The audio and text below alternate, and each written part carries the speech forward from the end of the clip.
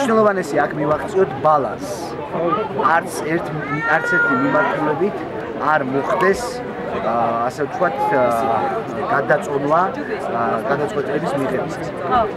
ეს არის უმნიშვნელოვანესი ქართული ეკონომიკისთვის და სპეციფიურად რაიონის ეკონომიკისთვის. ძალიან მნიშვნელოვანია, რომ რაიონის მოსახლეობამ ნახოს უშუალო სარგებელი ამ ღირსის აშენებიდან. მაგრამ აგრეთვე ამ რაიონის მოსახლეობა ხედავს სარგებელს და აგრეთვე ძალიან უყვარს თავისი ბუნება და გარემო. ასე რომ აქ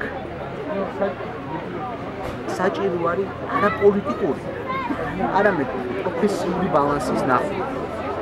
დეტალური სიგნისეული განხილვა იმისა, როგორ ერთდროულად არ წვადი დავწვათ, არ ჩამოვიდეთ, არც ეკონომიკას ვავლით და არც ბუნებას.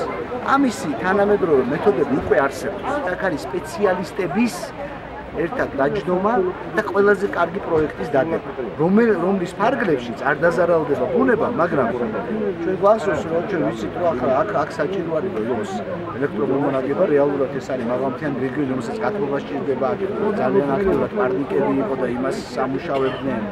ეს ყველაფერი ამ რაიონს სჭირდება. და აი ერთდროულად მაგრამ ამავე დროს დღეს ეს რაიონი ტურიზმით ცხოვრობს. არც ეს არ უნდა იქნას შევახოთ, რომ ტურიზმი არ იყოს ჩვენი ბუნება, ისედაც არ უნდა შევлакოთ. იმიტომ რომ ეკოლოგიური უსაფრთხოება ადამიანის ერთ-ერთი ძირითადი უსაფრთხოების ფორმა. ასე რომ ეს არის პროფესიონალების და ალბათ სასურველია მსოფლიოში ყველაზე კარგი პროფესიონალების, როგორც ეკოლოგიის მიმართულებით, ასევე ჰიდრომელიორაციის მიმართულებით ერთდროული მუშაობის შედეგი.